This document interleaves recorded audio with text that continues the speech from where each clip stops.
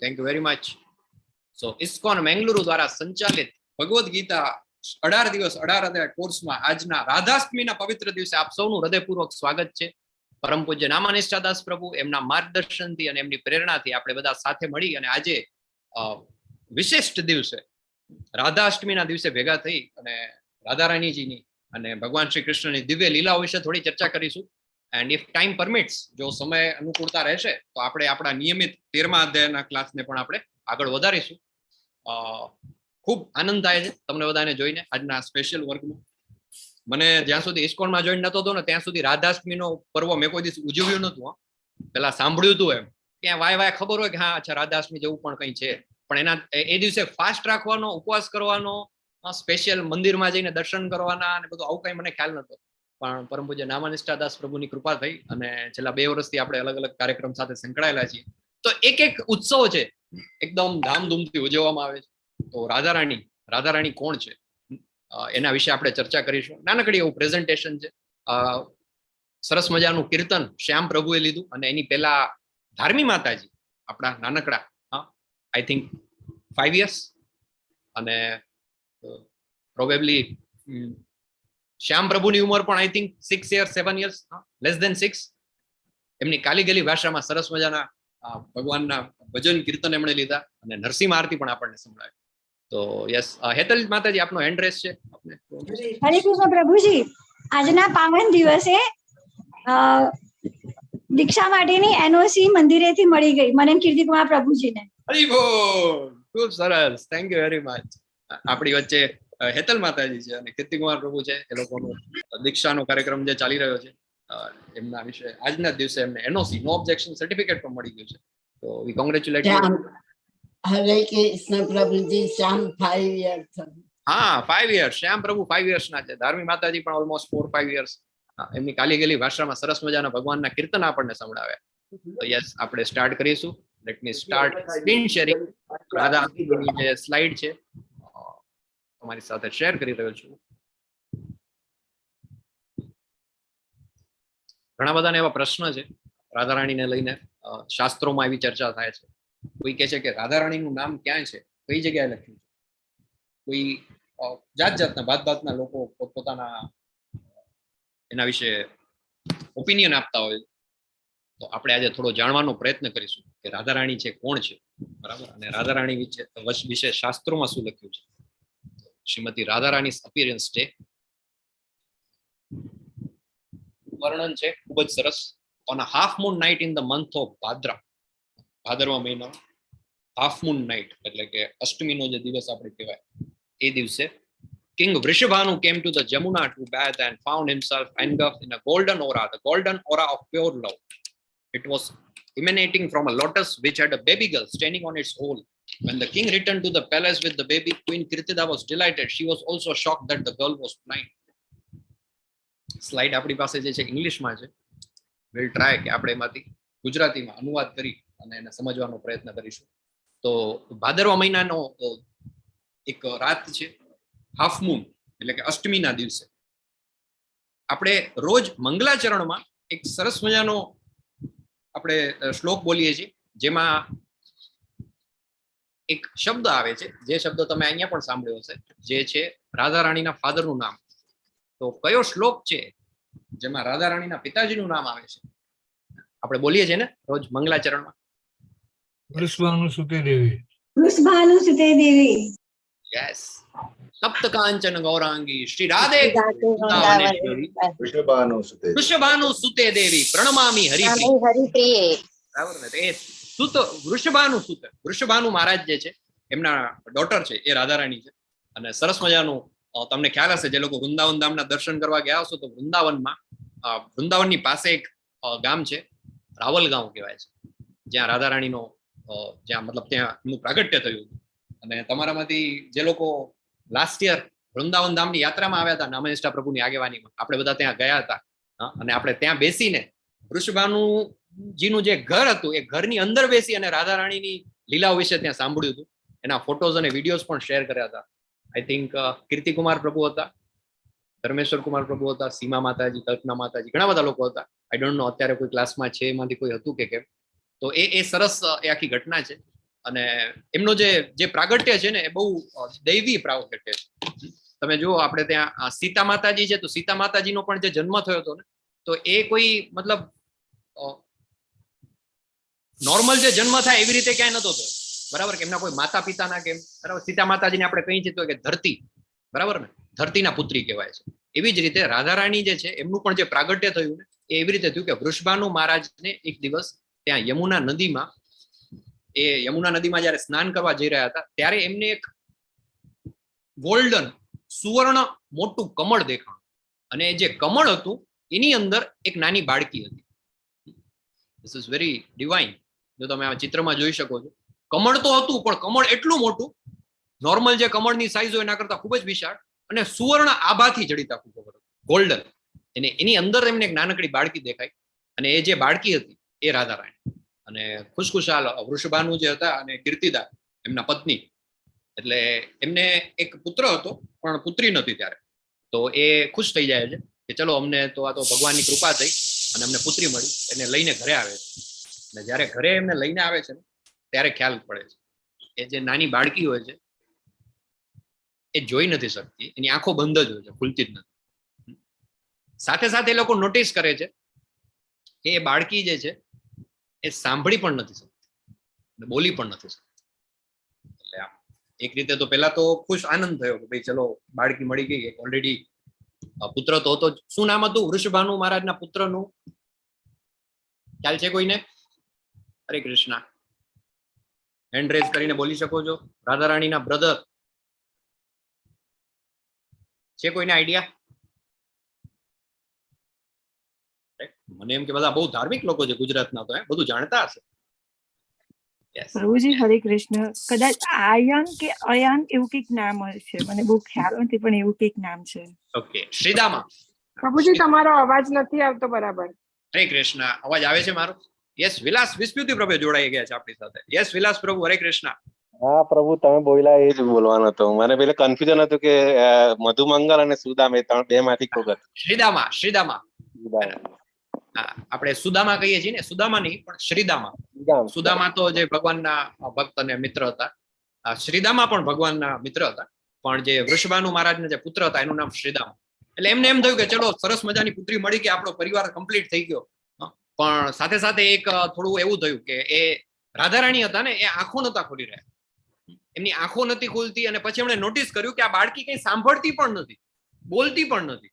એટલે થોડા દુઃખી થઈ ગયા કે આવી બાળકી થાય તો ચિંતા થાય ને માતા પિતા, સ્પેશિયલી ગર્લ ચાઇલ્ડ હોય. એટલે આપણે ત્યાં તો એ એમ તો ઘરમાં ખુશીનો માહોલ હતો, પણ સતત ચિંતામાં રહેતા કીર્તિદાજી અને વૃષભાનુ મહારાજ.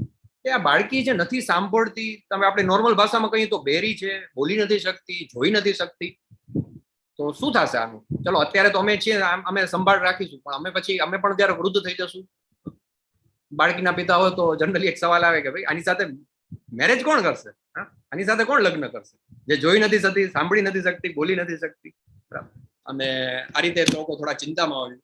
ત્યારે આ બાજુ બધી રાધારાણી છે એટલે સાક્ષાત લક્ષ્મીજીનો અવતાર છે ને આપણે કહીએ, અથવા તો લક્ષ્મીજીનો અવતાર પણ નહીં. હજી આપણે ડિટેલમાં જશું ત્યારે ખબર પડશે કે ઇનફેક્ટ લક્ષ્મી જે છે એ રાધારાણીનો અવતાર છે, પણ એ ભગવાનની આહલાદીની શક્તિ છે.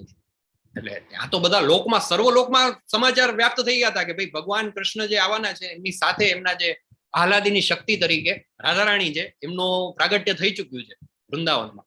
એટલે ભગવાનના પરમ ભક્ત, હાથમાં વીણા લઈ અને જેમને કોઈ જ લોકમાં જવા માટે વિઝાની જરૂર નથી પડતી, એવા કોણ છે ભગવાનના ભક્ત? ગમે ત્યારે ગમે ત્યાંથી ગમે ત્યાં નારદ મુનિ. નારાયણ નારાયણ. નારદ મુનિ. નારદ મુનિને તો એકદમ ઉત્સાહ થઈ ગયો, હો લક્ષ્મીજી સાક્ષાત ભગવાનનું જે the form of lord himself એ આવી ગયા છે. તો એમને ઈચ્છાથી એમના દર્શન કરવા માટે થાય છે. એટલે ત્યાં વૃંદાવનમાં શોધતા શોધતા ત્યાં જાય છે, અને જે વૃષભાનુ મહારાજ હોય છે એના ઘરે જાય છે. એટલે વૃષભાનુ મહારાજ તો આવકારે છે કે આટલા મોટા ઋષિ આપણે ત્યાં ક્યાંથી, એમનો આવકાર કરે છે, સન્માન કરે છે, રિસ્પેક્ટ કરે છે. પછી નારદ મુનિ કહે છે કે તમારા બાળકોને જોવા છે મારે. હવે આ લોકો થોડું કેવું હોય છે, વૃષભાનુ મહારાજ થોડા ખચકાય છે. એ લોકો એકચ્યુઅલી બહાર પણ બહુ ડિક્લેર પણ નથી કરતા કે ભાઈ આ બાળકી જે છે બિચારી જોઈ નથી શકતી, બોલી નથી શકતી, સાંભળી નથી શકતી. એટલે એ તો એના પુત્રને લઈને આવે છે કે આ છે મારું બાળક શ્રીદામા. એટલે નારદ મુનિ એને આશીર્વાદ આપે છે અને એમને કે છે, બરાબર. અને in fact Shridama is going to become a very good friend of Krishna and Balram. એમના આશીર્વાદ પ્રાપ્ત કરે છે. પછી નારદ મુનિ તો બરાબર કે ચાલો શ્રીદામાને તો આશીર્વાદ આપી દીધા, એ તો વેઇટ કરી રહ્યા હોય છે ક્યાં છે રાધારાણી, એના દર્શન થાય. તો કે તમારા જેટલા પણ પુત્ર પુત્રીઓ એને લઈ આવો.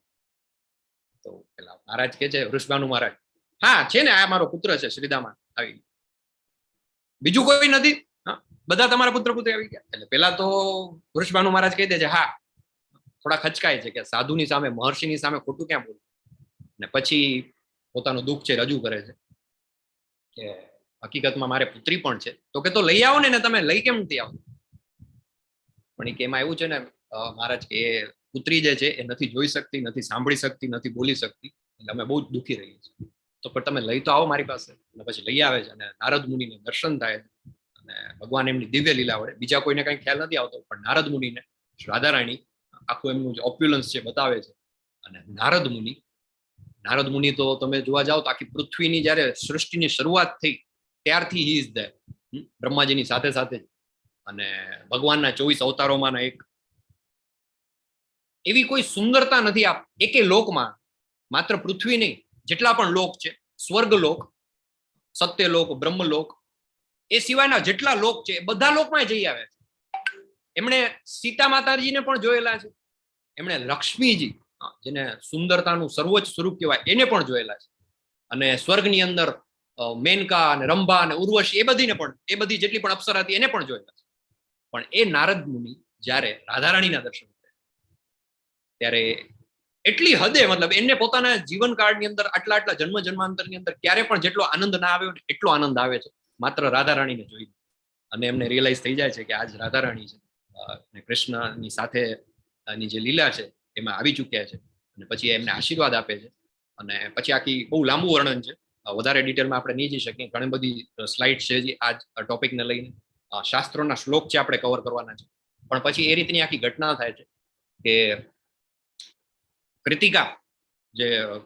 કીર્તિદા માતાજી જે હોય છે એ યશોદા મૈયાના એકદમ પેલા કહેવાય ને ક્લોઝ ફ્રેન્ડ હોય છે. અને સેમ વિથ વૃષભાનુ મહારાજ, એ અને નંદ બાબા પણ એકદમ પાકા દોસ્તાર હોય છે.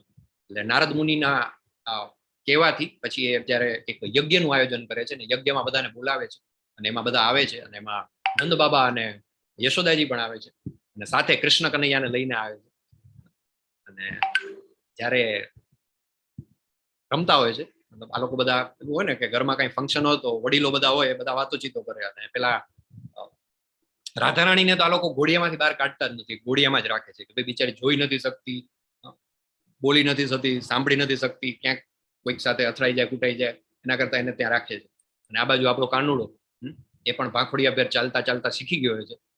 એ જાય છે ત્યાં અને જે ક્રેડલ, પેલું જે ઘોડિયું કહેવાય, એ ઘોડિયાની અંદર જુએ છે રાધારાણી. રાધારાણી હજી એની આંખો નથી ખુલી, નથી કઈ સાંભળી શકતા, નથી જોઈ શકતા. અને કૃષ્ણ ભગવાન હાથેથી એને સ્પર્શ કરે છે અને એના સ્પર્શ માત્રથી રાધારાણીને રિયલાઇઝ થઈ જાય છે. સેમ મોમેન્ટ એમની આંખો ખોલે. બહુ સરસ વર્ણન છે શાસ્ત્રોમાં કે એમણે આંખો નથી ખોલી હોતી આટલા સમય સુધી, કેમ કે રાહ જોતા હતા કે જ્યારે હું આંખ ખોલીશ ત્યારે સૌથી પહેલા મારી નજરની સામે કૃષ્ણ, પૂર્ણ પુરુષોત્તમ પરમેશ્વર ભગવાન શ્રી કૃષ્ણ, એમના જયારે દર્શન થશે ત્યારે જ આંખ ખોલે. અને આંખો ખોલે છે અને એના મોઢેથી અવાજ પણ નીકળે છે. અને એનો અવાજ સાંભળીને બધા દોડતા દોડતા આવી જાય છે, અરે આ શું થયું, શું થયું, શું થયું, ચમત્કાર થઈ ગયો. અને કૃષ્ણ તો પછી ત્યાંથી ભાંખોડિયા પર ચાલતો ચાલતો ત્યાંથી સાઈડમાં જતો રહે છે. બધા ખુશખુશાલ થઈ જાય છે. આમને પણ વૃષભાનુ મહારાજને પણ આનંદ થાય છે કે ચાલ નારદ મુનિનું જે હતું પેલું એ પડ્યું. અને આવી રીતે રાધારાણી છે કૃષ્ણને જોતા આંખો ખોલે છે. અને આજે પણ તમે ત્યાં જાઓ રાવલ ગામમાં, વૃંદાવનની પાસે બરસાણા અને બધી જે જગ્યા છે એ ત્યાં રાવલ ગામ, ત્યાં આ રીતે રાધારાણીનું આવું એક સ્વરૂપ છે, લડ્ડુ ગોપાલ જેવું. આપણે જેમ કૃષ્ણનું કેમ બાલ ગોપાલ સ્વરૂપ હોય એવું રાધારાણીનું સ્વરૂપ છે. અને એના ત્યાં દર્શન માટે બધા જતા હોય છે. રાધારાણી છે એ પોતે કૃષ્ણનું એક શાસ્ત્રોની અંદર વર્ણન આવે છે, હમણાં આપણે જોશું. એ એમનું છે, શી ઇઝ નોટ ડિફરન્ટ દેન કૃષ્ણ. એ એનાથી અલગ નથી, એક જ છે. રાધા અને કૃષ્ણ બે અલગ નથી. એમનું ફિમેલ પોટેન્સી છે કે જે ભગવાનની સાથે અલગ અલગ યુગમાં અલગ અલગ સ્વરૂપે આવે છે. પછી જયારે નારાયણ સ્વરૂપ હોય તો ત્યારે લક્ષ્મીજી બની જાય, જયારે રામચંદ્રજી આવે ત્યારે સીતાજી બની જાય. જેટલા પણ જગદંબા જેને આપણે કહીએ, પાર્વતી કહીએ, કાલી કહીએ, દુર્ગા કહીએ, જેટલા પણ ભગવાનના જે ફિમેલ પોટેન્સ બધા સ્વરૂપ છે, રાધા રાણીના જ બધા એક્સપાન્શન છે અલગ અલગ. અને રાધા કૃષ્ણની બધી લીલાઓ છે બહુ જ આપણે સાંભળેલી છે, ઘણી બધી એમની ઘટનાઓ છે. શાસ્ત્રોની અંદર એનું જે વર્ણન છે પ્રભુપાદ બહુ સરસ કહે છે. આપણે ત્યાં રાધા કૃષ્ણ ને લઈ અને આપણી એકચ્યુઅલમાં છે ને પાત્રતા નથી. ઘણા બધા હરે કૃષ્ણ, જેમને અવાજ આવી રહ્યો પ્લીઝ જરા મ્યુટ રાખજો. હરે કૃષ્ણ,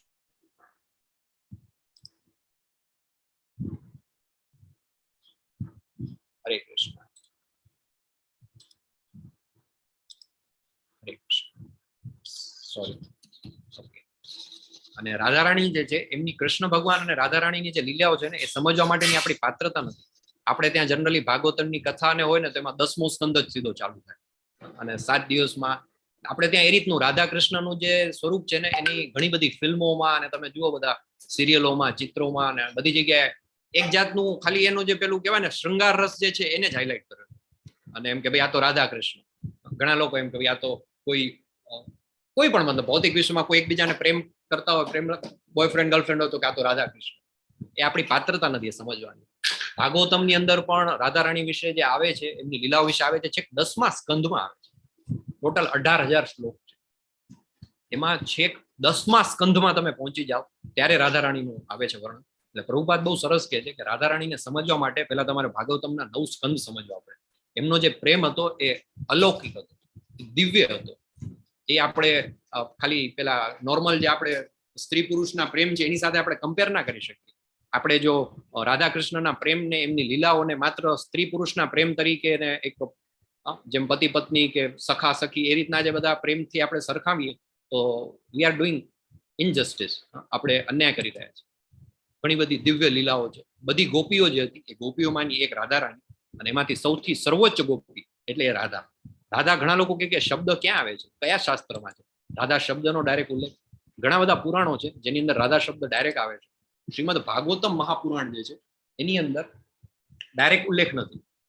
એની અંદર એક શ્લોક આવે છે 10મા અધ્યાયમાં, 10મા સ્કંદના 30મા અધ્યાયમાં. એ શ્લોકની અંદર અનયારાધિતો નુનમ ભગવાન હરિરેશ્વર, એની અંદર એનું વર્ણન આવે છે.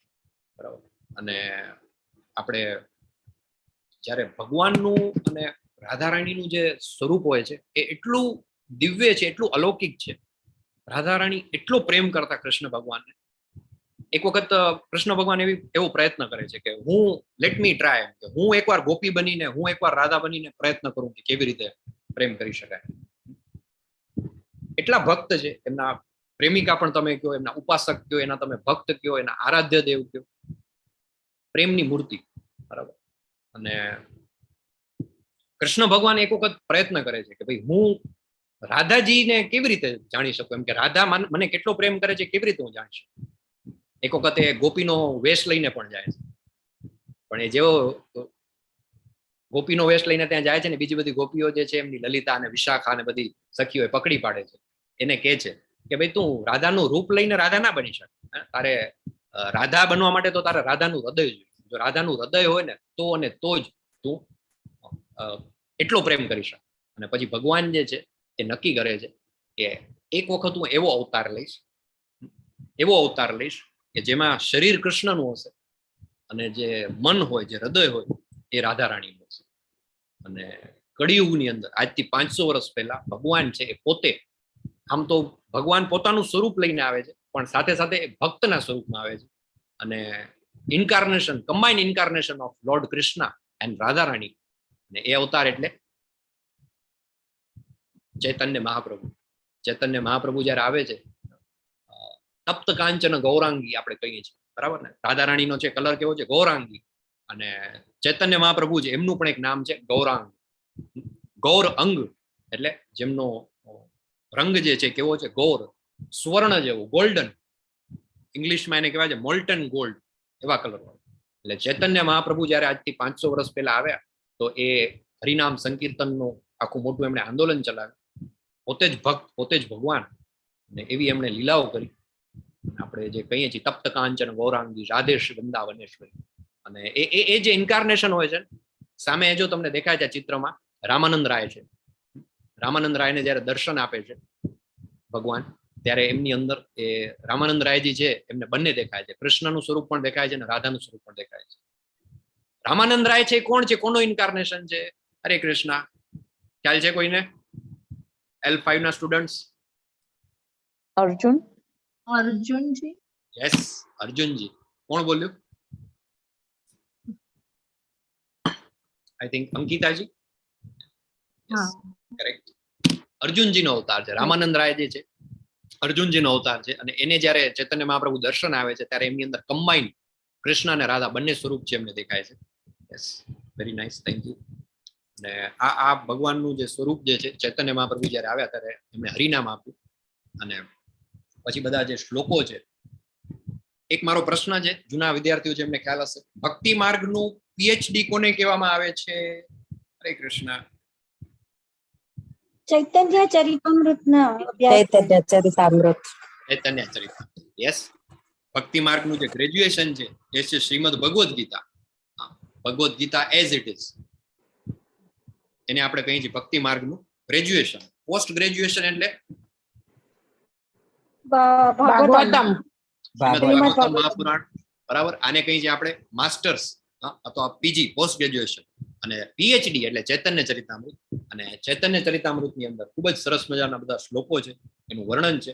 ચૈતન્ય ચરિતામૃત આદિ લીલા 1.5. રાધા કૃષ્ણ પ્રણય વિકૃતિર આહલાદિની શક્તિ રસમાં દેકાત્મના ભાવભપી ભુવિ પૂરા દેહ ભેદમ ગતૌતો ચૈતન્યાખ્યમ પ્રકટ મધુના તદ્દદ્વૈક્યમ ચૈક્યમ માપ્તમ રાધા ભાવ દ્યુતિ સુવ લિતમ નવમી કૃષ્ણ સ્વરૂપ. આ થોડું બંગાળી અને સંસ્કૃત ભાષા છે, એટલે આપણા માટે થોડીક અઘરી થઈ જાય સમજવી, પણ જેમની પાસે ગુજરાતીમાં હોય એ લોકો ડેફિનેટલી એમાં જોઈ શકે છે, વાંચી શકે છે. શ્રી રાધા અને શ્રી કૃષ્ણના પ્રણય પ્રસંગો એ તો શ્રી હરિની દિવ્યાનંદ આપનારી સર્વોચ્ચ આહલાદીની શક્તિના આવિર્ભાવો છે. જોકે શ્રી રાધા અને શ્રી કૃષ્ણ એક જ છે, તો પણ પૃથ્વી ઉપર અનાદિકાળથી તેમણે ભિન્ન ભિન્ન સ્વરૂપો ધારણ કર્યા છે. હવે ફરીથી આ બંને પોતાની દિવ્ય એકતા શ્રી કૃષ્ણ ચૈતન્યમાં પ્રગટ કરી છે. સ્વયં શ્રી કૃષ્ણ ભગવાન હોવા છતાં શ્રી રાધારાણીના ભાવ અને વર્ણથી શોભતા શ્રી ચૈતન્ય મહાપ્રભુને હું વંદન કરું છું. તો એમનો જે રંગ છે એ રાધારાણી જેવો છે, એમનું હૃદય છે રાધારાણીનું છે, અવતાર જે છે એ કૃષ્ણ ભગવાનનો છે. અને એવા ચૈતન્ય મહાપ્રભુ છે, એની અંદર કમ્બાઇન્ડ બંનેના ઇન્કાર્નેશન. અને ખૂબ જ સરસ મજાના બધા આદિ લીલાના આગળના બધા શ્લોકો છે. 4.59 ચોથા અધ્યાયનો જે 59મો શ્લોક છે, એની અંદર સરસ મજાનું વર્ણન છે. જો તમારી પાસે ચૈતન્ય ચરિતામૃત હોય તો તમે ઓપન કરી અને એમાં જોઈ શકો છો, સાથે વાંચી પણ શકો છો.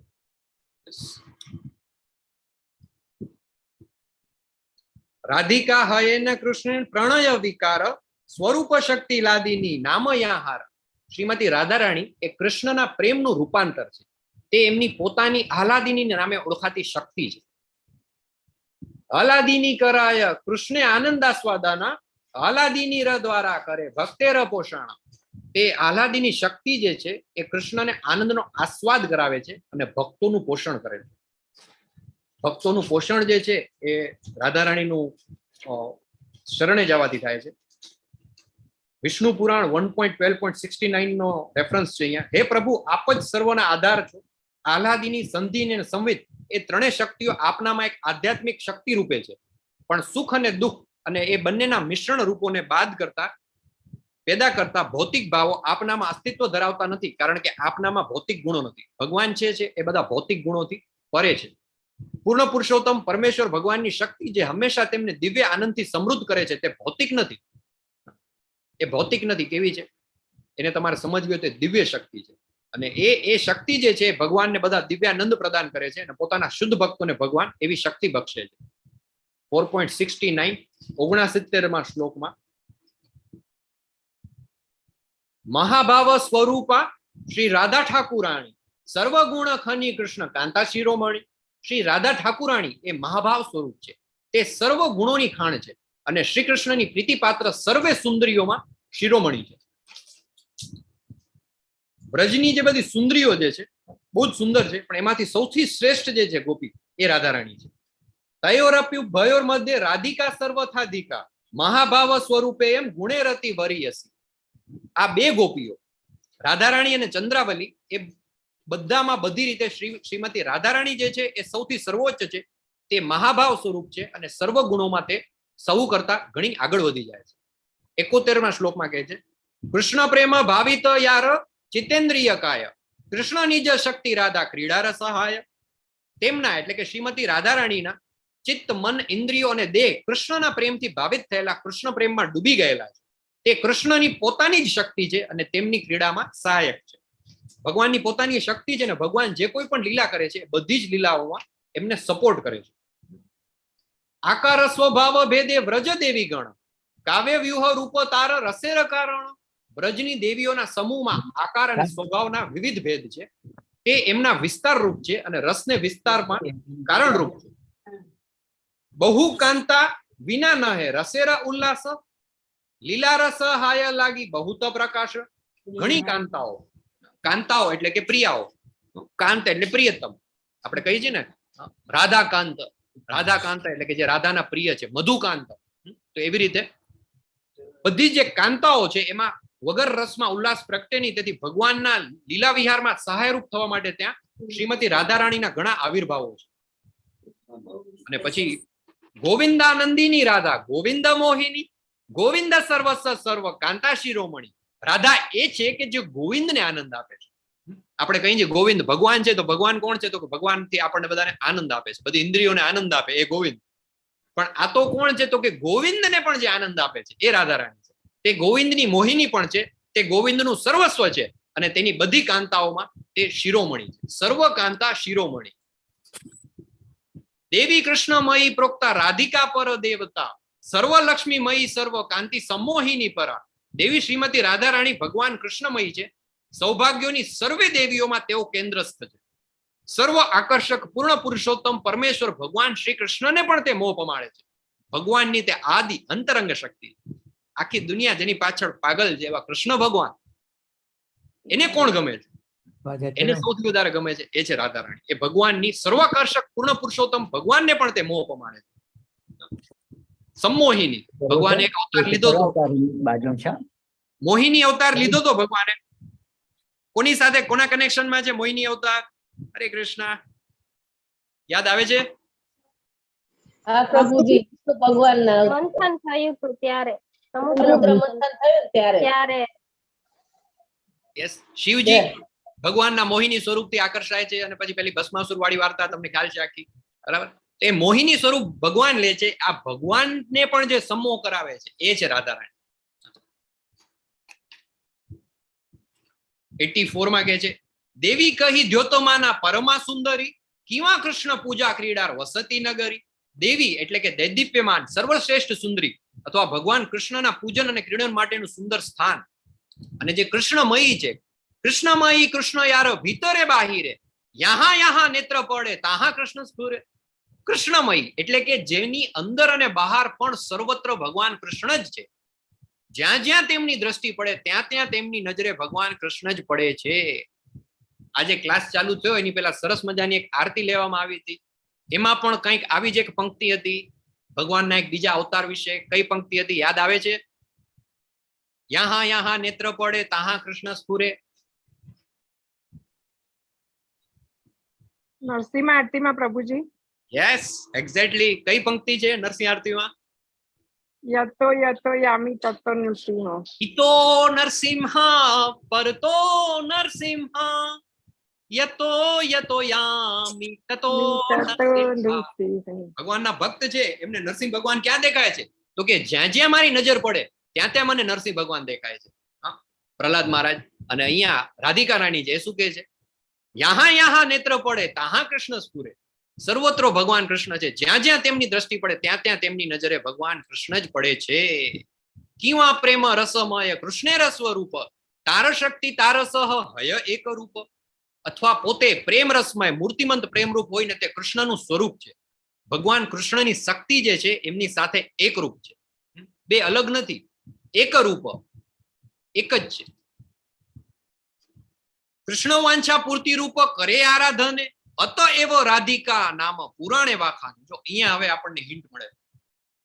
શ્રીમદ ભાગવતમ મહાપુરાણની અંદર જે શ્લોક છે એ આના પછીના શ્લોકમાં આવે છે 88માં.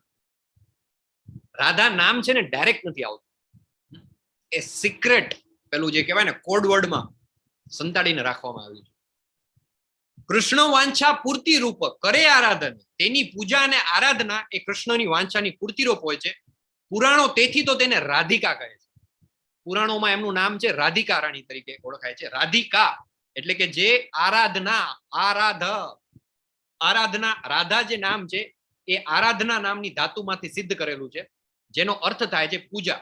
એટલે કે કૃષ્ણને આરાધવામાં, કૃષ્ણની પૂજા કરવામાં જે સૌ કોઈથી વધારે ચડી જાય તેને રાધિકા એટલે કે સર્વોત્તમ સેવિકા કહે છે.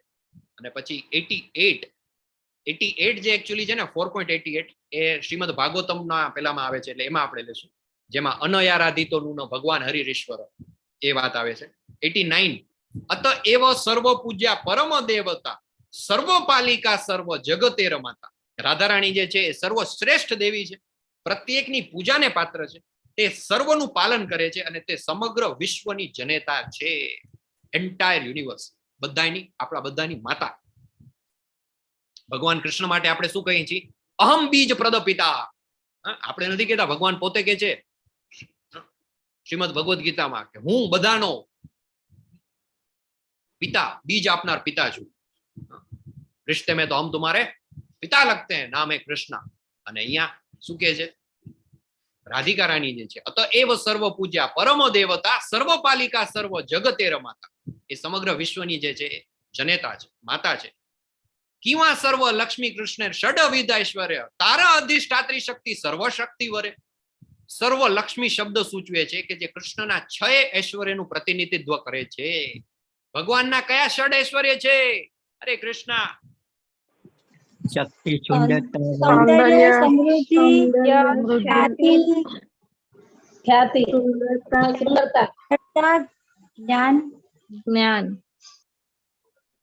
સુંદરતા, શક્તિ, જ્ઞાન, ત્યાગ, કીર્તિ અને ખ્યાતિ, ઐશ્વર્ય, ઐશ્વર્ય પ્રભુ, ઐશ્વર્ય, સમૃદ્ધિ. બરાબર. તો એ જે ભગવાનના ષડ ઐશ્વર્ય જે છે એ 6 ઐશ્વર્યનું પ્રતિનિધિત્વ છે. એ સર્વ લક્ષ્મી, કિવા સર્વ લક્ષ્મી કૃષ્ણ ષડવિધ ઐશ્વર્ય તારા અધિષ્ઠાત્રી શક્તિ સર્વશક્તિ વરે. એ બધાની સંપૂર્ણ શક્તિ, સર્વોપરી શક્તિ છે એ જે છે એ રાધારાણી છે.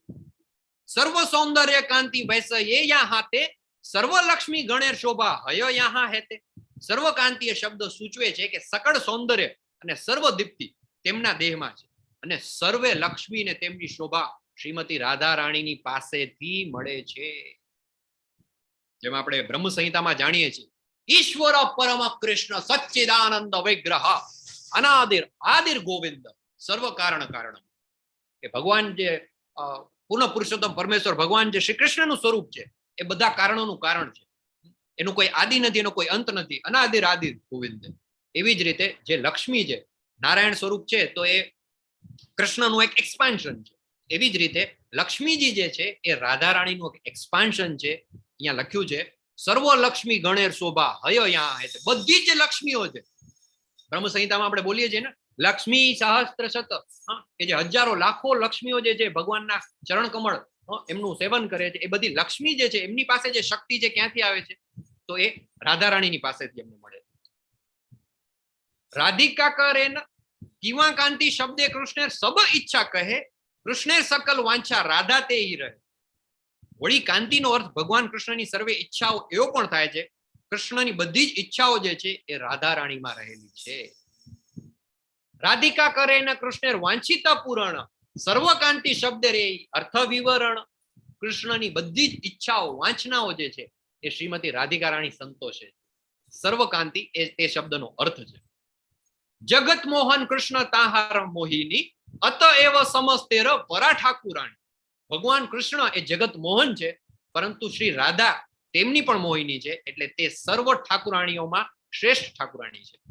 અને 99 અને 100 આનો રાગ થોડોક અલગ છે. પ્રેમ ભક્તિ શિખાઈ તે આપને અવતરી, રાધા ભાવ કાંતિ દુઈ અંગીકાર કરી. શ્રી કૃષ્ણ ચૈતન્ય રૂપે કૈલ અવતાર, એત પંચમ શ્લોકેર અર્થ પરચાર. શ્રી રાધારાણી જે છે એ પ્રેમ ભક્તિ એટલે કે ભગવત પ્રેમમાં ભક્તિમય સેવાની ઘોષણા કરવા માટે કૃષ્ણ શ્રી રાધાના ભાવ અને કાંતિ અંગીકાર કરી શ્રી કૃષ્ણ ચૈતન્ય રૂપે પ્રગટ થયા. આમ મેં 5મા શ્લોકનો અર્થ સમજાવ્યો છે. એટલે ચૈતન્ય મહાપ્રભુ જે છે એ અવતાર છે કોનો? રાધારાણી અને કૃષ્ણ બંનેનો કમ્બાઈન અવતાર. ભાવ અને રંગ એ કોના જેવો? રાધારાણી જેવો. અને ફોર્મ જે આખું છે એ કૃષ્ણ. તો આવો છે એમનો અવતાર છે. અને જેમ આપણે પેલા વાત કરી શ્રીમદ ભાગવતમ ની અંદર ઉલ્લેખ છે. ક્યાં છે ભાગવતમ ની અંદર ઉલ્લેખ? તો ભાગવતમ ની અંદર 10મા સ્કંદના 30મા અધ્યાયના 28મા શ્લોકમાં અનયારાધિતો નૂનમ ભગવાન હરીશ્વર. આની પેલા પણ આવ્યો છે 88મો શ્લોક આવ્યો ચૈતન્ય ચરિતામૃતમાં. અનયારાધિતો નૂનમ ભગવાન હરિશ્વર યન્નો વિહાય ગોવિંદ પ્રીતો યામન યદ્રહ. સાચી જ વાત છે કે આના વડે ભગવાનની પૂરી પૂજા થઈ છે. એટલા તો તેમના પર પ્રસન્ન થયેલા ગોવિંદ આપણને છોડી તેને એકાંત સ્થાને લઈ ગયા છે. સર્ટનલી ધીસ પર્ટિક્યુલર ગોપી, જે એક પર્ટિક્યુલર ગોપી છે, આ બધી ગોપીઓમાંની એક પર્ટિક્યુલર ગોપી. એ કઈ ગોપી? તો વિશ્વનાથ ચક્રવર્તી ઠાકુર જે છે એક્સપ્લેન કરે છે કે આરાધિતા નામનો જે શબ્દ જે છે એ રાધા, એના ઉપરથી રાધારાણી આવ્યું છે. The sage Shukdev Goswami has tried with all endeavor to keep her name hidden. Sukhdev Goswami જે છે એમણે બહુ જ કોશિશ કરી કે આ નામને હિડન છુપાવીને રાખવામાં આવે, પણ એક વખત તો એમના નામે ત્યાં શબ્દ નીકળી જ ગયો. અને એ આરાધિતો એમાંના જે રાધા છે એ રાધારાણી. અને બીજા બધા અવતારોમાં તો બીજા બધા પુરાણોમાં તો રાધારાણીનું એકદમ ક્લિયરલી નામ છે, રાધિકા રાણી તરીકે પણ એમનો ઉલ્લેખ છે. અને આ બધી જ જે ગોપીઓ જે છે એમાંથી આ પર્ટિક્યુલર ગોપી છે એ એટલી બધી કૃષ્ણને પ્રિય છે કે બાકીની બધી ગોપીઓ એની ઈર્ષ્યા કરે છે કે એને કૃષ્ણને લઈ લીધા છે. અને પછી બ્રહ્મ સંહિતા, બ્રહ્માજી બ્રહ્મ સંહિતામાં શું કહે છે? 5.37 આનંદ ચિન્મય રસ પ્રતિભાવિતાભિસ તબેર્ય એવ નિજ રૂપતયા કલાભી ગોલોક એવ નિવસત્ય અખિલાત્મા ભૂતો ગોવિંદમ આદિ પુરુષમ તમ અહમ ભજામી. I worship Govinda, the primeval Lord residing in his own realm, Goloka with Radha.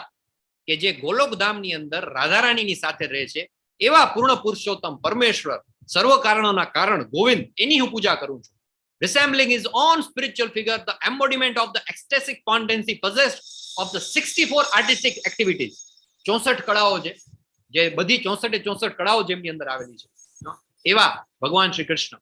In the company of her confidence, એમની બધી જે સખીઓ છે રાધારાણી અને એમની સખીઓ સાથે વસેલા છે, એમને હું શું કરું છું? એમને હું વંદન કરું છું. બ્રહ્માજી કહે છે અહીંયા. તો આવી રીતે તપ્ત કાંચન ગૌરાંગી રાધે વૃંદાવનેશ્વરી વૃષભાનુ સુતે દેવી પ્રણમામી હરિપ્રિય, એવી રાધારાણીને આપણે વંદન કરીએ છીએ. અને અલગ અલગ ફોર્મ છે, આપણે જેમ ચર્ચા કરીએ કે જયારે નારાયણ સ્વરૂપે આવે એમની સાથે જે લક્ષ્મી છે એ પણ રાધારાણી છે. જયારે શ્રીરામચંદ્ર સ્વરૂપે આવે ત્યારે એમની સાથે સીતા માતાજી છે, એ પણ રાધારાણી છે. અને કળિયુગની અંદર જયારે અવતાર લે છે, કમ્બાઈન એક ઇન્કાર્ન લે છે, ચૈતન્ય મહાપ્રભુના સ્વરૂપમાં આવે છે, ત્યારે પણ આપણી સાથે કૃષ્ણ ભગવાન અને ચૈતન્ય રાધારાણીનું કમ્બાઈન્ડ ફોર્મ એટલે કે ચૈતન્ય મહાપ્રભુના સ્વરૂપમાં આવે છે. અને આપણને બધાને કળિયુગની અંદર જે છે રાધારાણી ક્યાં બિરાજમાન છે? તો કળિયુગની અંદર નામમાં બિરાજમાન છે. આપણે મહામંત્ર બોલીએ છીએ, હરે કૃષ્ણ કૃષ્ણ કૃષ્ણ હરે હરે, હરે રામ રામ રામ હરે હરે. તો એની અંદર જે હરે શબ્દ જે છે એ ફિમેલ પોટેન્સી જે છે એ રાધારાણી માટેનું છે. બરાબર? તો આના કન્ટિન્યુએશનમાં જ આપણે આજે સીધો 13મો અધ્યાય આપણો ચાલુ કરીશું. વચ્ચે કોઈ બ્રેક નથી લેતા, કોઈ શ્લોક નથી લેતા, મંગલાચરણ નથી લેતા. Will try to complete it in half an hour. 13મો અધ્યાય બહુ જ ઇમ્પોર્ટન્ટ છે. ભક્તિના માર્ગ ઉપર આપણે આગળ વધી ગયા. રાધારાણી વિશે આપણે જાણી લીધું. આપણે 12 અધ્યાય અત્યાર સુધી પૂરા કરી અને ભગવાનને પામવાના જે બધા જે રસ્તાઓ છે એમાંથી સૌથી શ્રેષ્ઠ સર્વોચ્ચ જે માર્ગ છે એ ભક્તિ માર્ગ છે, એ પણ જાણ્યું. આપણે એ જાણી લીધું કે ભગવાનનું કયા સ્વરૂપમાં પૂજન કરવું જોઈએ, કયા સ્વરૂપમાં ભગવાનનું પૂજન કરવાનું ભગવાને ભગવદ્ ગીતામાં કહ્યું છે. દ્વિભુજ શ્યામ સુંદર સ્વરૂપ, મુરલી મનોહર, દ્વિભુજ શ્યામ સુંદર મુરલી મનોહર સ્વરૂપમાં આપણે એમનું પૂજન કરીએ છીએ. એ પણ નક્કી થઈ ગયું.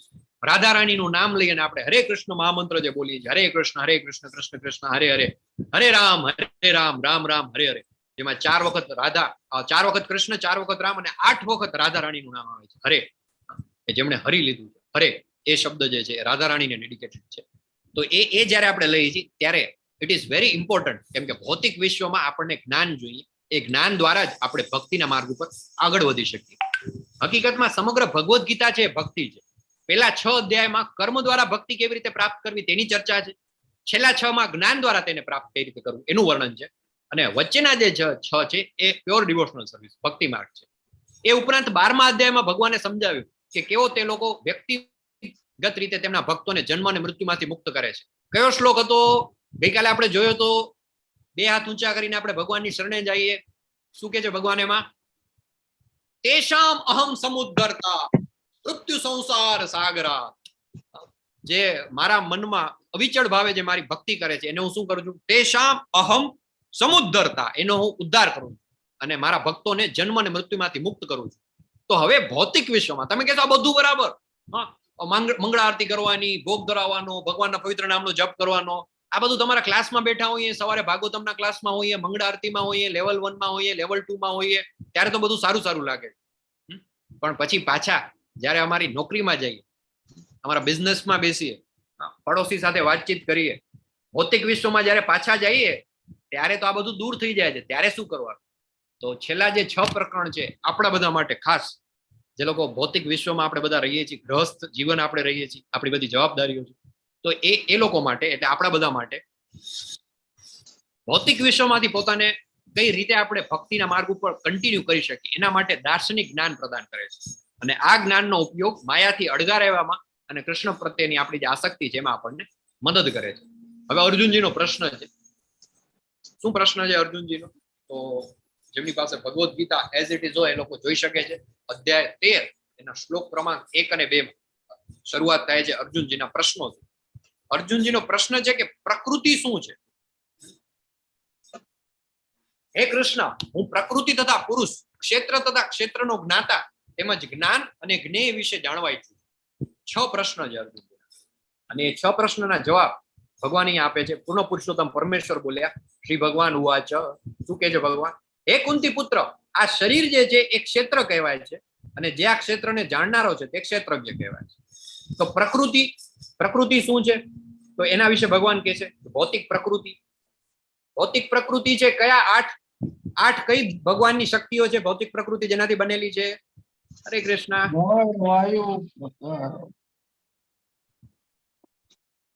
કયા 8 છે એમાં? જળ, વાયુ, આકાશ, અગ્નિ, પૃથ્વી, પંચ મહાભૂત અને મન બુદ્ધિ અહંકાર. તો એ મન બુદ્ધિ અહંકાર અને પંચ મહાભૂત આ બધાથી બનેલી ભૌતિક પ્રકૃતિ જે છે. પુરુષ છે કોણ છે? તો કે જે પ્રકૃતિને ભોગવનાર છે પુરુષ કહેવાય. આપણે બધા પુરુષ કહેવાય. ઇવન જે મહિલાઓ છે એ પણ પુરુષ, જે બધા જીવ છે એ પણ બધા પુરુષ, જે કોઈ પણ ભોગવે છે એ પુરુષ. પણ એક પુરુષ છે એ છે પૂર્ણ પુરુષોત્તમ પરમેશ્વર ભગવાન શ્રી કૃષ્ણ. સરસ મજાની ઘટના છે, પેલું આપણે અવારનવાર લેતા હોઈએ છીએ. મીરાબાઈ જયારે જાય છે, એક ભગવાનના પરમ ભક્ત, અનન્ય ભક્તિમાં જેમનું સર્વોચ્ચ નામ આવે એ મીરાબાઈ, વૃંદાવનમાં એક જગ્યાએ જાય છે, એક સંતના આશ્રમમાં જાય છે, એમને મળવા માટે જાય છે.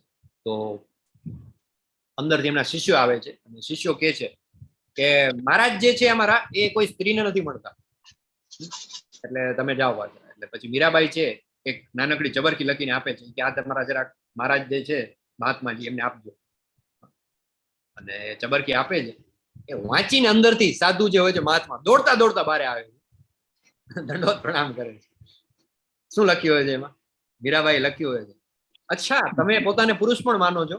મને તો એમ જ છે કે આખા બધા બ્રહ્માંડમાં એક જ પુરુષ છે, એ છે કૃષ્ણ ભગવાન. અને પેલા મહાત્મા છે એમને રિયલાઇઝ થાય છે કે આ તો કોઈ એક અલૌકિક જીવી છે. મેરો તો ગિરિધર ગોપાલ દૂસરો ન કોઈ, બીજા કોઈનો પુરુષ નથી ગણતો, એક જ પુરુષ છે. તો એ જે પુરુષ જે છે એના બે મતલબ થયા. એક આપણે બધા પ્રકૃતિને ભોગવનાર અને એક પૂર્ણ પુરુષોત્તમ પરમેશ્વર ભગવાન શ્રી કૃષ્ણ. ક્ષેત્ર એટલે શું છે? તો કે શરીર. ક્ષેત્રજ્ઞ એટલે કે જે શરીરને જાણનાર છે તે. જ્ઞાનમ એટલે કે ક્ષેત્ર અને ક્ષેત્રજ્ઞને સમજવું. અને જ્ઞેય એટલે જ્ઞાનનો દેહ. થોડુંક ટેકનિકલ છે 13મું ચેપ્ટર, સમજવામાં થોડુંક અઘરું લાગે. જ્ઞાનનો માર્ગ અઘરો જ છે ને, ભક્તિ સહેલી છે, સૌથી સહેલી ભક્તિ છે, જ્ઞાન અઘરું છે. થોડુંક મગજ વાપરી જ્ઞાને સમજવું પડશે. આત્મા અને પરમાત્મા બંને ક્ષેત્રજ્ઞ અથવા શરીરને જાણનાર હોય તો આત્મા અને ભગવાન કૃષ્ણ વચ્ચે શું તફાવત છે? આપણે ઓલરેડી જોઈ ગયા છીએ આની પહેલા કે આત્મા અને પરમાત્મા જે છે, આપણું જે 3 પાર્ટ છે બેઝિકલી, સ્થૂળ શરીર, સૂક્ષ્મ શરીર અને કારણ શરીર, પંચતત્વ, મન, બુદ્ધિ, અહંકાર, અને એનાથી પર સતચિત આનંદ સ્વરૂપ જે છે એ આત્મા છે. બરાબર? Knowing the difference between matter and spirit, આત્મા અને આપણા જે ભૌતિક શરીર છે એના વચ્ચેનો ડિફરન્સ. હે ભારત, તારે જાણવું જોઈએ કે હું પણ સર્વ શરીરોનો જ્ઞાતા છું. એટલે એક તો ક્ષેત્રજ્ઞ થઈ ગયા આપણે બધા, પણ ભગવાન અહીંયા કહે છે કે હું સર્વ શરીરોનો જ્ઞાતા છું, અને આ શરીર તથા તેના જ્ઞાતાને જાણી લેવાને જ જ્ઞાન કહેવામાં આવે છે. આ મારું મંતવ્ય છે. બરાબર? જો ક્ષેત્ર અને ક્ષેત્રજ્ઞને આપણે આવી રીતે સમજશું. સ્ક્રીન ઉપર તમને શું દેખાય છે? આ સ્ક્રીન ઉપર જે તમને ચિત્ર દેખાય છે, શું શું તમે જમીન, ખેતર શબ્દ જે છે એ ક્ષેત્રનું અપભ્રંશ થયેલું છે. બરાબર? ખેતર દેખાય છે. એ સિવાય શું દેખાય છે? હજી થોડુંક વધારે ધ્યાનપૂર્વક જુઓ તો વાદળો દેખાય છે, વૃક્ષો દેખાય છે, વૃક્ષો છે, વાદળા છે, એક પાણીનું જળાશય જેવું કંઈક તળાવ હોય એવું દેખાય છે. વૃક્ષો છે, વાવણી કરે છે, સૂર્ય છે. હજી જો એક વખત જુઓ, મેં ક્લિક કર્યું પછી વચ્ચે કોઈ દેખાય છે સેન્ટરમાં? માણસ છે, ખેડૂત તો એવું લાગે છે. બરાબર? તો આ આખી પ્રકૃતિ છે, ખેતર છે, ક્ષેત્ર છે. બરાબર? અને ક્ષેત્ર એટલે એક આપણું શરીર છે એને ક્ષેત્ર કહેવાય છે, અને એને જાણનાર આપણે ક્ષેત્રજ્ઞ કહેવાય. પણ આને આપણે એવી રીતે સમજશું કે ભગવાન કહે છે કે હું પણ ક્ષેત્રજ્ઞ છું, પણ ભગવાન છે એ બધા ક્ષેત્રોના જાણકાર છે, બધા ક્ષેત્રના જાણકાર. માની લો કે તમારી કોઈ જમીન હોય ગામમાં, તમારી પાસે શહેરમાં કે ગામમાં, તો એની માહિતી તમારી પાસે હોય. બરાબર ને?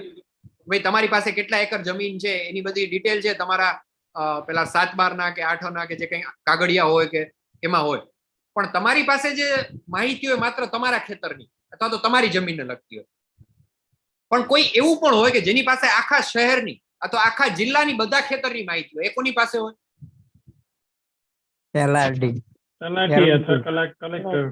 ગામડામાં હોય તો તલાટી. બરાબર ને? હા, જે ગ્રામ પંચાયત હેઠળ જે આવતા હોય તલાટી હોય તો તલાટી હોય. સિટી સર્વે ઓફિસ, શહેરમાં તમે રહેતા હો તો સિટી સર્વે ઓફિસ હોય, એની અંદર હોય. અને આખા જિલ્લામાં એક ડીએલઆર ઓફિસ, મામલતદાર હોય. અને આખા જિલ્લામાં ડીએલઆર હોય, ડિસ્ટ્રિક્ટ લેન્ડ રેકર્ડ. તો એના જે કલેક્ટર હોય, જિલ્લા સમાહર્તા, એની પાસે આખા જિલ્લાની બધી માહિતી હોય કે આ સર્વે નંબર કોની પાસે છે, આ કોની પાસે છે, આખા જિલ્લાની. આપણી પાસે માત્ર આપણા પોતાના જ પેલાની હોય, આપણું ખેતર કે આપણી જમીન હોય નહીં. પણ જે કલેક્ટર છે કે ડીએલઆર ના જે ઓફિસર છે કે તલાટી છે કે સિટી સર્વે ના કમિશનર કે ઓફિસર છે, એની પાસે આખા એરિયાના બધા લોકોની માહિતી હોય. સિમિલરલી ભગવાન કહે છે કે મનુષ્ય જે છે એનું જે શરીર છે ક્ષેત્ર છે, અને એને જાણનાર ક્ષેત્રજ્ઞ એટલે કે મનુષ્ય છે, બધો જીવ છે. પણ બધા ક્ષેત્ર વિશે જાણનાર ક્ષેત્રજ્ઞ છે તો એ ભગવાન છે. અને આપણે આવી રીતે સમજીશું. વિભિન્ન ઋષિઓએ વિભિન્ન વૈદિક ગ્રંથોમાં કાર્યના ક્ષેત્ર અને તે કાર્યોના જ્ઞાતાના જ્ઞાનનું વર્ણન કર્યું. ખાસ કરીને વેદાંત સૂત્રમાં કાર્યકારણના જે કંઈ પણ બધા ડિટેલ્સ જે છે, ઉપદેશ છે, એના ઉદ્દેશ્ય સહિત પ્રસ્તુત કરવામાં આવ્યું છે. બહુ સરસ આનો ભાવાર્થ તમારે વાંચો. પ્રભુપાદે એટલા બધા ગ્રંથોનો રેફરન્સ આપ્યો છે. તૈત્તરીય ઉપનિષદ, બ્રહ્મસૂત્ર, એના બધા ગ્રંથો બતાવેલા છે. આપણી પાસે એટલો સમય ના હોય કે આપણે બધા ગ્રંથો વાંચી શકીએ, પણ આપણે ભગવદ્ ગીતા વાંચીએ. Bhagavad Gita as it is આપણે લઈ આવીએ આપણા ઘરે, તો એના ભાવાર્થની અંદર આપણને બધા ગ્રંથોનો સાર પણ જોવા મળે છે. હરે કૃષ્ણ. પ્લીઝ મ્યુટ રાખજો. બહુ જ ઇમ્પોર્ટન્ટ છે આ નેક્સ્ટ જે આવે છે ને સમજવાનું. આપણા બધાના પ્રેક્ટિકલ લાઈફમાં આ સમજવાનું ખૂબ જ જરૂરી છે. આપણા બધાનું જે શરીર છે ને એમાં બધા અલગ અલગ કોષો આવેલા છે. આપણે ચેતનાના અલગ અલગ સ્વરૂપે આપણે જીવન જીવતા હોઈએ. શરૂઆતમાં સૌથી પહેલા બેઝિક જે છે દુનિયામાં કદાચ એવું કહી શકાય 90% ઓર મે બી 99% ઓર મે બી 99.99% લોકો આ બધા જે છે ને એ શરૂઆતના પહેલા 1 કે 2 સ્ટેપ ઉપર આવીને અટકી જતા હોય. સૌથી બેઝિક જે કોષ છે એ છે અન્નમય કોષ. અન્નમય કોષ એટલે આપણું બેઝિક ઇન્સ્ટિંક્ટ શું હોય કે રોજી રોટી એના વગર ન ચાલે. આપણો જે પેટ છે એનો કંઈક ખોરાક આપણે આપવો પડે. ખાધા પીધા વગર ન ચાલે. સૌથી બેઝિક આપણી હ્યુમન ટેન્ડન્સી હોય એ અન્નમય કોષની. જયારે આપણે સાવ બેઝિક લેવલે આપણી ચેતના હોય ને ત્યારે આપણા જીવનનો સર્વો આધાર છે આ જ છે, ભાઈ ખાવાનું મળી જાય. બહુ જ પેલા જયારે તમે જાઓ તો જયારે આદિમાનવ હતા ત્યારે આદિમાનવને કોઈ ચિંતા, એને કાંઈ બીજી ઉપાધિ નહીં. એને કોઈ બેંક બેલેન્સ કે એકાઉન્ટ કે ભણવાનું કે સ્ટડી કરવાનું કે ઘર બનાવવાનું કે કઈ સમાજ કે કઈ કોઈ ટેન્શન નહીં. બસ સવારથી ઉઠવાનું કામ ઉપર, શું ભાઈ સાંજ સુધીમાં શિકાર કરીને અથવા તો કંદમૂળ લઈને આવવાનું, ખાવાનું. એનું આખું જીવન છે આ ખાવા પીવામાં જ બધું. અત્યારે આપણે થોડાક મોડર્ન થઈ ગયા છીએ પણ બહુ વધારે આપણામાં ને આદિમાનવમાં ફરક નથી. આપણા બધાનું જે જીવન છે કેવું છે, રોજ સવારે ઉઠવાનું, કામ ઉપર જવાનું, 8 કલાક 10 કલાક 12 કલાક ઉગ્ર કર્મ કરીએ આપણે, આખો દિવસ આપણો મહેનત કામ ધંધો કરી પછી સાંજે પાછા આવીએ, ખાઈએ પીએ, ટીવી જોઈએ, સુઈ જાય, બીજા દિવસે પાછું આ બેઝિક ઇન્સ્ટિંક્ટ છે. પેલું કહેવાય ને રોટી કપડા ઓર મકાન. એટલે સાવ બેઝિક જયારે આપણે લેવલે જીવતા હોય ને ત્યારે આપણે પણ અન્નમય કોષમાં જોઈએ છીએ. એનાથી એક સ્ટેપ જયારે આપણે આગળ જઈએ તો આપણે ક્યાં પહોંચીએ છીએ? પ્રાણમય કોષ.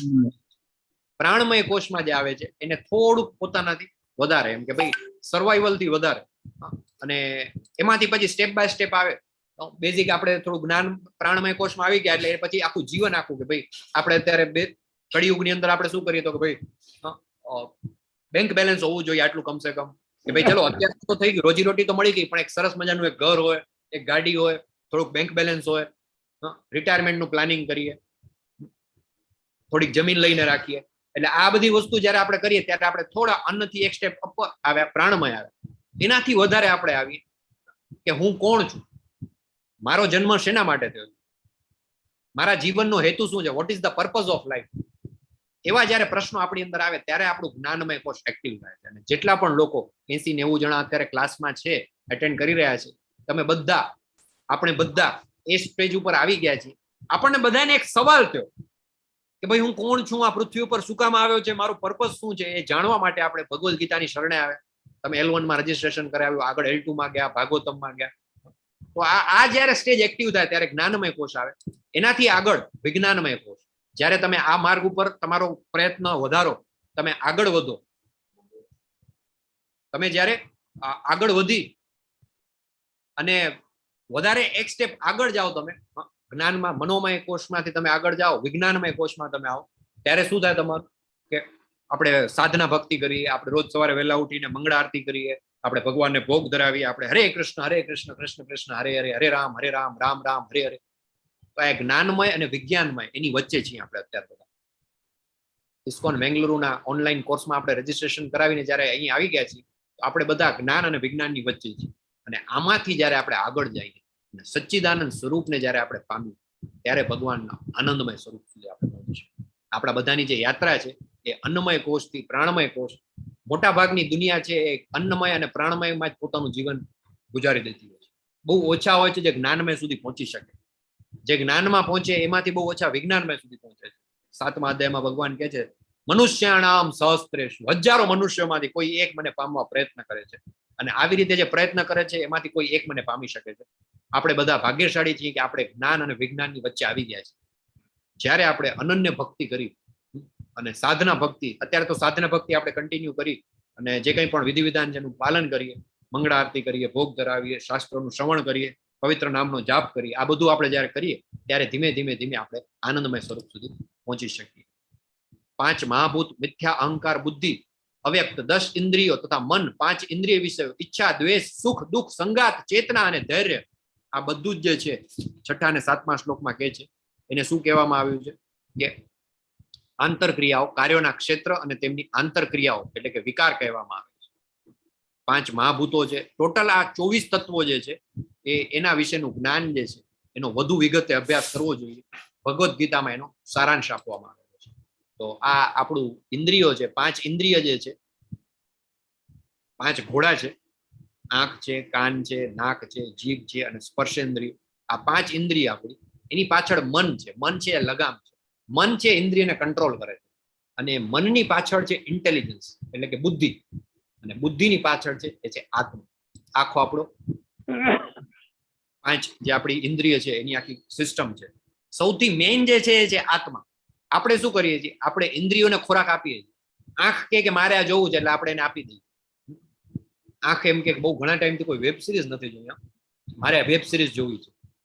જીભ કે હમણાં ઘણા ટાઈમ થઈ ગયો ચાઇનીઝ ફૂડ નથી ખાતું, એટલે જીભ કમાન્ડ આપે એટલે આપણું મન કે એટલે એમ આપણે કરીએ. સ્પર્શેન્દ્રિય છે આપણને કંઈક બીજું કંઈક કે, ઘ્રાણેન્દ્રિય છે એ કંઈક બીજું કે. મ્યુઝિક સાંભળવાનો શોખ હોય તો ઘણા ટાઈમ થઈ ગયા, હમણાં પેલા લેટેસ્ટ આપણે પેલા સોંગ સાંભળ્યા. આ બધી ઇન્દ્રિયો છે એ નચાવે મનને અને એમ આપણે નાચીએ, પણ એ બધાની પાછળ જે કોણ છે એ છે આત્મા છે. એ આત્માને કઈ રીતે પ્યુરિફાય કરી શકે?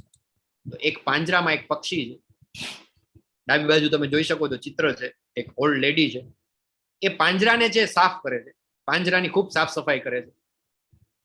મે બી એને સોનાનું પાંજરું તમે રાખી દો, કદાચ એની સાફ સફાઈ કરો, બહુ જ ક્લિયર કરો, પણ એની અંદર જે પક્ષી છે, પક્ષીને કઈ ખોરાક નથી આપતો. છેલ્લે પક્ષી જે આ પાંજરું છે શું છે ખબર? એ આપણું શરીર છે. આપણે શરીરની તો ખૂબ સફાઈ કરીએ, શરીરની તો બહુ ધ્યાન રાખીએ, પણ એની અંદર જે આત્મા છે, જે પક્ષી છે, એને કઈ ખોરાક નથી આપતો. શરીરનું આપણે શું કરીએ, કઈ રીતે કરીએ? સરસ મજાનો પેલું મેકઅપ કરીએ, આપણે બ્યુટી પાર્લરમાં જઈએ, નવા નવા કપડાં પહેરીએ, વસ્ત્રાલંકારોથી આપણે સજાવીએ. માતાજીઓ બધા હોય તો એમાં સ્પેશિયલ ક્યાંય બહાર જવાનું હોય ને આપણે પૂછી કેટલી વાર લાગશે, એટલે 5 મિનિટ કે આપણે સમજી જવાનું અડધો કલાક થશે. જાત જાતના ભાતના બધા અલગ અલગ જાતના મેકઅપ ને મસ્કરા ને શું કહેવાય બધું, આઈલાઇનર ને લિપસ્ટિક્સ, પાવડર, જાત જાતનું બધું અલગ અલગ. કેમ તો ભાઈ આ પાંજરાને સાફ કરીએ. પ્રભુજીએ ખુશ થવાની જરૂર નથી, બધા એ બધા જીમમાં જતા હોય શરીરને મજબૂત બનાવવા માટે. પાંજરું તો આપણું મજબૂત હોવું જોઈએ. 6 પેક્સ બોડી બનાવવું છે મારે, 8 પેક્સ જીમમાં જઈને અખાડામાં જઈને કસરત કરે, બધું કરે. કેમ તો કે ભાઈ આ પાંજરાની સફાઈ કરી. કેટલો બધો સમય આપણે એની પાછળ આપીએ. ખોટું નથી, આપવું જોઈએ, પાંજરું સાફ રાખવું જ જોઈએ. પણ એ પાંજરાની અંદર જે પક્ષી છે એનું શું? પક્ષીને તો કઈ ખોરાક આપો. પાંજરાની અંદર જે પક્ષી છે એ છે આપણું આત્મા, અને જે આત્મા છે એને આપણે ખોરાક નથી આપતા એટલે આત્મા મૃત્યુ પામે છે. આત્માનો જે ખોરાક છે એ શું છે? આત્માનો ખોરાક છે હરે કૃષ્ણ કૃષ્ણ કૃષ્ણ હરે હરે, હરે રામ રામ રામ હરે હરે. ભગવાનના પવિત્ર નામનો જાપ એ આપણા આત્માનું પ્યુરિફિકેશન છે. એ આત્માને ખોરાક આપીને એને સ્ટ્રોંગ બનાવશો તો આત્મા જે છે, આપણે આગળ જોયું ને કે જે આ જે આખો જે રથ જે છે, એ રથ જે છે 5 ઘોડા ઇન્દ્રિય છે, એની અંદર લગામ છે, મન છે, એની પાછળ બુદ્ધિ છે, અને એની પાછળ આત્મા છે જે બધાને કંટ્રોલ કરે. જો આત્મા સ્ટ્રોંગ હશે તો એ ઇન્દ્રિયોને કંટ્રોલમાં રાખી શકશે.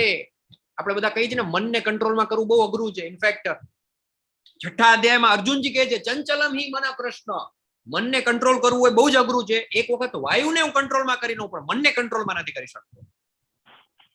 અને આપણે સરસ મજાના આપણે બ્રિજ કોર્સની અંદર માઇન્ડ કંટ્રોલના ક્લાસીસ ચલાવીએ છીએ. એમાં પણ 8 થી 10 સેશનમાં આપણે જોઈએ છીએ કે મનને કઈ રીતે કાબુમાં કરી શકાય. મનને કાબુમાં કરવા માટે ઘણા બધા અલગ અલગ પ્રયત્નો છે, પણ એમાંથી સૌથી બેઝિક, સૌથી મેઇન ફાઉન્ડેશન જે છે એ છે આત્મા. અને આત્માનું પ્યુરિફિકેશન, આત્માનો ખોરાક છે એ છે હરે કૃષ્ણ કૃષ્ણ કૃષ્ણ હરે હરે, હરે રામ રામ રામ હરે હરે. તો ભગવાનના પવિત્ર નામનો જાપ કરી આપણે આત્માનું પ્યુરિફિકેશન કરી. અને પછી બધા ગુણો છે 8 માંથી 12મા શ્લોકની અંદર. આ આખો અધ્યાય છે ને બેઝિકલી તમારે વાંચવો પડે. આ તમે માત્ર ક્લાસ એટેન્ડ કરીને ન કરી શકો. આનો ભાવાર્થ જ પ્રભુપાદે 1 2 3 4 5 અને લગભગ 7 પાનાનો ભાવાર્થ છે. 7 પાનામાં પ્રભુપાદે બહુ જ ડિટેલમાં એક્સપ્લેન કર્યું છે. આ બધા ગુણો છે: વિનમ્રતા, દંભ વિહીનતા, અહિંસા, સહિષ્ણુતા, સરળતા, સદગુરુનો આશ્રય, પવિત્રતા, સ્થિરતા, આત્મસંયમ, ઇન્દ્રિય તૃપ્તિના વિષયોનો ત્યાગ, મિથ્યા અહંકારનો અભાવ, જન્મ મૃત્યુ જરા વ્યાધિના અનિષ્ટની અનુભૂતિ, વૈરાગ્ય, બાળકો, પત્ની, ઘર તથા અન્ય વસ્તુઓની મમતામાંથી મુક્તિ, અનુકૂળ તથા પ્રતિકૂળ ઘટનાઓ પ્રતિ સંભાવ, મારા પ્રત્યે નિરંતર અનન્ય ભક્તિભાવ, એકાંતવાસની ઈચ્છા, સામાન્ય જનસમૂહથી અલિપ્ત રહેવું, આત્મ સાક્ષાત્કારના મહત્વનો સ્વીકાર અને પરમ બ્રહ્મની સાત્વિક શોધ. આ બધાને હું જ્ઞાન તરીકે ઘોષિત કરું છું. આ સિવાય છે તે અજ્ઞાન છે.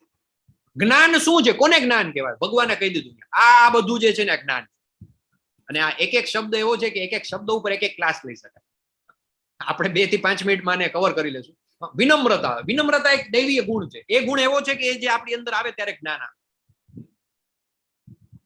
દંભ વિહીનતા, અહિંસા. અહિંસા એટલે એવું નહીં કે ભાઈ હું તો નોનવેજ નથી ખાતો એટલે હું તો અહિંસા ના. અહિંસા એટલે કે કોઈ પણ જાતની મન વચન કર્મથી પણ કોઈને દુઃખ ન પહોંચાડવું. મન વચન કર્મ દ્વારા પણ આપણે જો કોઈને દુઃખ પહોંચાડીએ તો એક પ્રકારની હિંસા છે. સહિષ્ણુતા, સરળતા, સદગુરુનો આશ્રય વેરી નેસેસરી, વેરી ઇમ્પોર્ટન્ટ, ખૂબ જ અગત્યનું છે.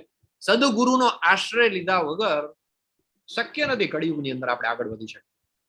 ભગવદ્ ગીતા તો હાથમાં લઈને આપણે વાંચી લઈએ. 3 વખત મેં વાંચી હતી ભગવદ્ ગીતા ઇસ્કોન બેંગલુરુમાં જોડાયા પહેલા. ખબર પડતી હતી, પણ પ્રેક્ટિકલી મારી લાઈફમાં મારે એને ક્યાં કઈ રીતે ઇમ્પ્લિમેન્ટ કરવી એ ખબર ન પડે.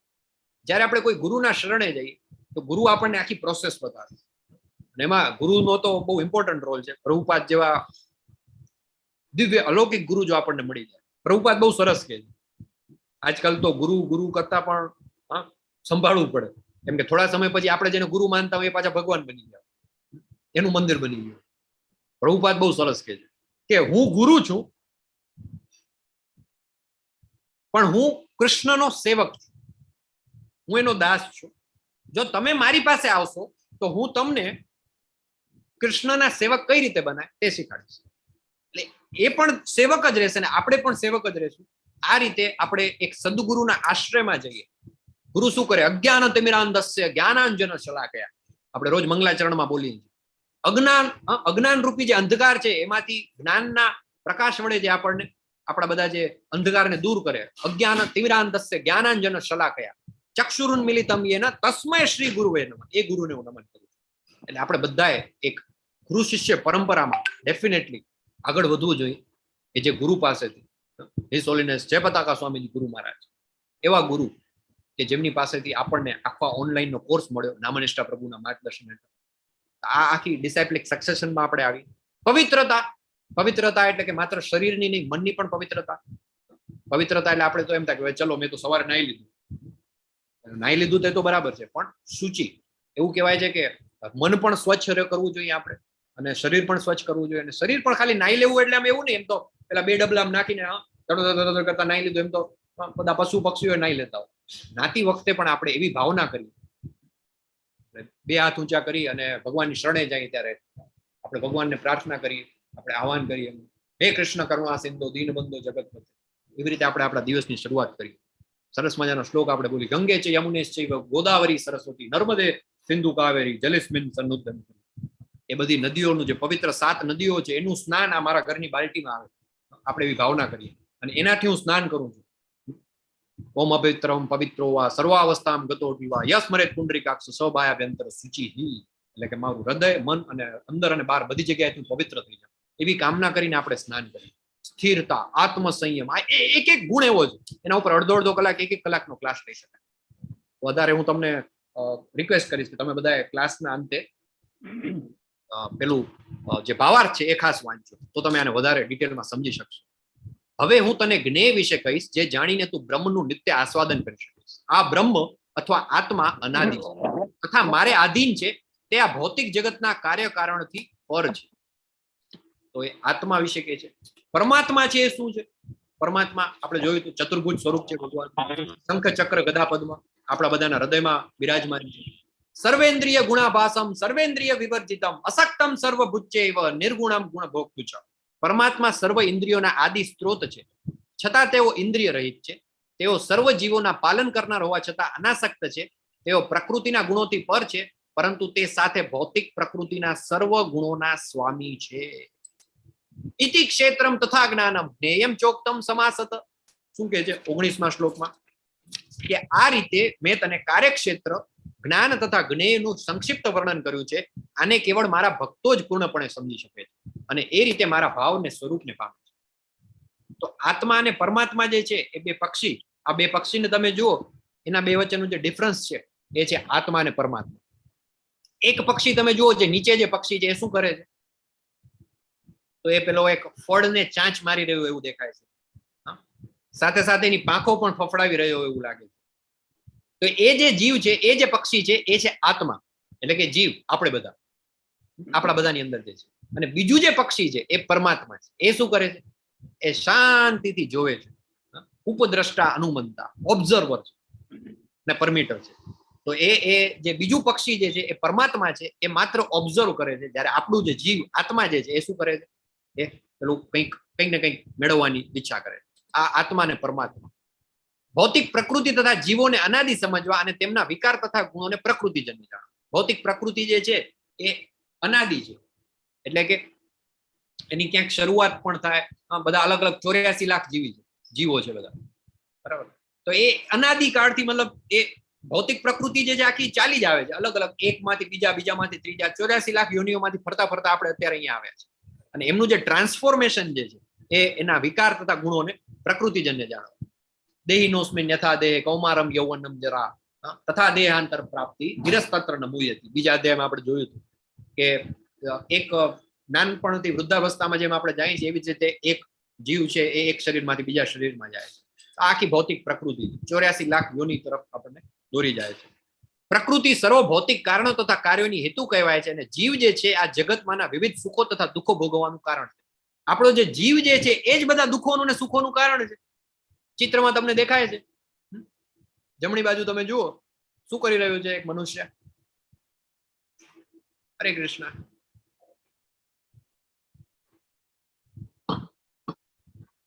આપણને એમ થાય કે આ જીવમાં ડાબી બાજુ છે તો એ ડુક્કરનો પેલો સુવરનો જન્મ થયો. એનું કારણ શું છે એના દુઃખનું? તો કે ભાઈ પ્રીવિયસ લાઈફમાં એને બહુ શોખ હતો નોનવેજ ખાવાનો, માંસ ને બધું, બીજા પક્ષ બધા પ્રાણીઓને મારીને ખાઈ જવાનું. એટલે એ કર્મના બંધનમાં બંધાઈ ગયો અને એના કર્મના બંધનમાં બંધાઈ ગયો એટલે એના કારણે હવે એને દુઃખ ભોગવવું પડશે. નેક્સ્ટ બર્થમાં એને પશુ બનીને આવવું પડશે અને જેની હત્યા એને કરી હતી એ આ જીવ એની હત્યા કરશે. તો આ ભૌતિક પ્રકૃતિ જે છે એ સર્વ કારણો તથા કાર્યોની હેતુ કહેવાય છે અને જીવ એ આ જગતના વિવિધ સુખો તથા દુઃખો ભોગવવાનું કારણ કહેવાય છે. આપણને ભગવાન એક ફ્રી વિલ આપ્યું છે. આવતીકાલે 14મા અધ્યાયમાં આપણે જોશું ભૌતિક પ્રકૃતિના 3 ગુણો, સત્વ, રજસ અને તમસ. પણ બેઝિકલી આપણે આપણી ઈચ્છાથી જ અહીંયા આવ્યા છે. ઘણી વખત આપણને એમ થાય મારે જ આ બધા દુઃખ કેમ આવે, મારા જીવનમાં કેમ આવું બધું. 3જા અધ્યાયમાં આપણે જોઈ ગયા કર્મયોગ, બધા કર્મો કઈ રીતે કનેક્ટેડ છે, અત્યારે આપણે જે ભોગવી રહ્યા છીએ કઈ રીતે ભોગવી રહ્યા છીએ અને શા માટે ભોગવી રહ્યા છીએ. તો ક્યાંક ઊંડે ઊંડે આપણે જેવી ઈચ્છા કરી હતી, આપણી જેવી ઈચ્છા હતી કે મારે કરવું છે અને એટલે આપણે અહીંયા આવી ગયા ને હવે ફસાઈ ગયા છે.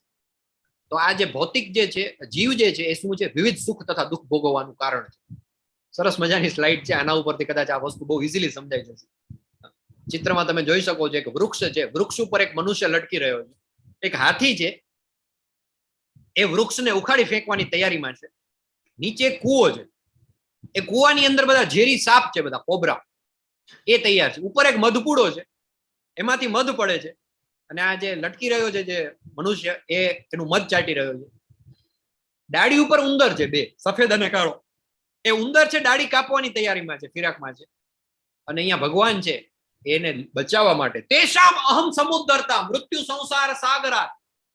ભગવાન કહે છે કે આ જન્મ અને મરણમાંથી બચાવવા માટે હું આવું છું. તેશામ અહમ, હું, સમુદ્રતા, એનો ઉદ્ધાર કરવા માટે આવું છું. મૃત્યુ સંસાર સાગરા. આપણે ખાલી શું કરવાનું છે? શરણાગતિ પ્રણામ, 2 હાથ ઊંચા કરવાના છે. ભગવાન હાથ પણ આપે છે, જુઓ તમે આ ચિત્રમાં. એમને હાથ આપે છે કે ભાઈ તું મને હાથ આપ, તને લઈ જાઉં. પણ જે જીવ છે એ શું છે? એ જ પોતાના સુખ અને દુઃખનું કારણ છે. એને એમ છે કે હજી થોડુંક મધ ચાટી લે. એ વિચારતું નથી કે ગમે ત્યારે ડાળીમાંથી નીચે પડી જવાનું. અને જેવો નીચે પડશે એટલે નીચે પેલા સાપ છે બધા તૈયાર જ બેઠા છે, હમણાં એને ડંખ મારી દેશે અથવા તો કુવામાં ડૂબી જશે. હાથી છે તો હાથી શું કરવાનો છે? હાથી છે એટલે આપણા પૂર્વજન્મના કર્મ છે. એ પૂર્વજન્મના કર્મો છે એ જયારે પાકશે, આપણું પતન થશે તો એ સાપ આપણને ડંસી જશે. એટલે આપણું ભવિષ્ય ક્લિયર છે. સફેદ અને કાળો ઉંદર છે, સફેદ ઉંદર છે દિવસ છે, કાળો ઉંદર છે રાત છે. એ પણ કાપી રહ્યા છે. એટલે થોડો સમય થશે, સમયની સાથે સાથે પણ ડાળી કપાશે, આપણું અંત નક્કી છે. આટલી ભીષણ પરિસ્થિતિમાં જ્યારે ભગવાન બચાવવા આવે છે તો પણ જીવ જે છે એ શું કહે છે? હજી થોડુંક મધ ચાટી લે, હજુ થોડુંક મધ ચાટી. This is our tendency, human tendency. અને એના કારણે આપણે બધા ફસાયેલા છીએ. આ પ્રમાણે જીવ પ્રકૃતિના 3 ગુણોને ભોગવતો પ્રકૃતિમય જીવન જીવે છે. આ તેના ભૌતિક પ્રકૃતિ સાથેના સંગને કારણે થાય છે. એ રીતે તે વિભિન્ન યોનિઓમાં ઇષ્ટ અને અનિષ્ટ પ્રાપ્ત કર્યા કરે છે. કર્યા કરે છે, આ શબ્દ બહુ ઇમ્પોર્ટન્ટ છે. એ કર્યા જ કરે છે, એ ચાલ્યા જ કરે છે. અનવિરત એની જે ચક્કી છે ચાલ્યા જ કરે છે. પુનરપી જન્મમ પુનરપી મરણમ પુનરપી જનની જઠરે શયનમ. એક પછી એક, બેક ટુ બેક ચાલ્યા જ કરે. આ 3 ગુણોના કારણે. પરમાત્મા છે ક્યાં રહે છે અને કઈ 2 વસ્તુ કરે છે તો આપણે જોઈ લીધું. ઉપદ્રષ્ટા હનુમંતા ચ ભરતા ભોગતા મહેશ્વર. ભગવાન જે છે તેમ છતાં આ દેહમાં એક અન્ય દિવ્ય ભોગતા છે કે જે ઈશ્વર છે, જે સર્વોપરી સ્વામી છે અને સાક્ષી તથા અનુમતિ આપનાર તરીકે હાજર રહે, તેમને પરમાત્મા કહેવામાં આવે છે.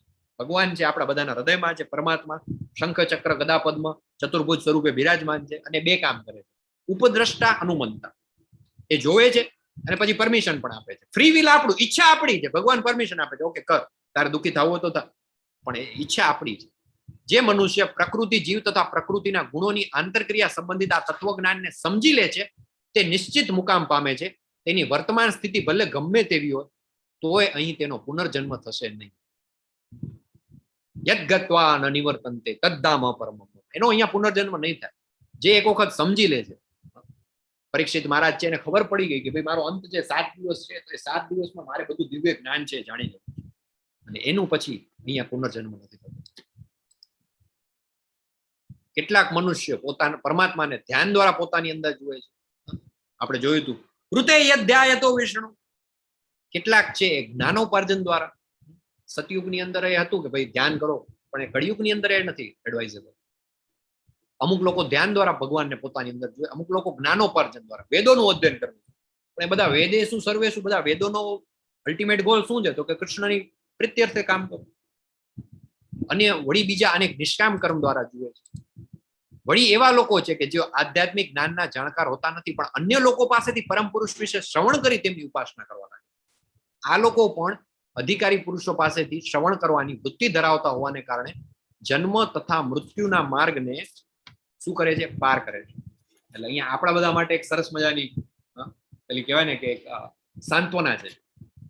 શું કહે છે કે પોતે નથી જાણતા, ભલે આપણે પોતે નથી જાણતા, પણ આપણે શું કરીએ છીએ? શ્રવણ કરીએ છીએ. આપણે ગુરુની શરણે ગયા, આપણે એમની પાસેથી જ્ઞાન લઈએ છીએ. શ્રીમદ ભગવદ્ ગીતા, શ્રીમદ ભાગવતમ, એનું શ્રવણ કરીએ છીએ.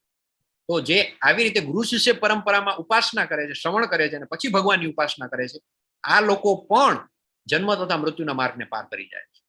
એટલે આપણા બધા માટે અહીંયા બહુ જ સરસ મજાનું એક ભગવાને એક પેલું એક કમિટમેન્ટ આપ્યું છે કે આવી રીતે પણ ડેફિનેટલી તમે પાર કરી શકો છો. જે મનુષ્ય પરમાત્માને સર્વ શરીરોમાં આત્માની સાથે રહેલા જાણે છે અને જે એમ સમજે છે કે આ નશ્વર શરીરમાં રહેલ ન તો આત્મા કે ન તો પરમાત્મા ક્યારે નષ્ટ થાય છે, તે જ વાસ્તવમાં સત્યને જુએ છે. અને પેલા પણ આપણે એક શ્લોક જોયો હતો, બ્રાહ્મણો ગવ હસ્તિની વાળો, સુનીચી ઈશ્વર પાકે ન પંડિતા સમદર્શિન વિદ્યા વિનય સંપન્ન બ્રાહ્મણે ગવ હસ્તિની. આઈ થિંક 5મા અધ્યાયમાં શ્લોક હતો, બરાબર? કે એ જે જ્ઞાની પુરુષ છે શું કરે છે? વિદ્યા વિનય સંપન્ન બ્રાહ્મણે ગવી હસ્તિની સ્વનીચી સુન પાકે ન પંડિતા સમદર્શિના. એ બધાને સમાન રૂપે જોયે છે, કેમ કે એને ખબર છે કે બધાને અંદર હૃદયમાં પરમાત્મા બિરાજમાન છે. અહીંયા ફરીથી સ્લાઇડ જે છે સેમ સ્લાઇડ છે કે એ દરેકને જુએ છે. અને જે મનુષ્ય પરમાત્માને જાણી લે છે કે બધાના શરીરમાં આત્માની સાથે જ છે પરમાત્મા, એ શું થાય છે? એ જ વાસ્તવમાં સત્યને જુએ છે.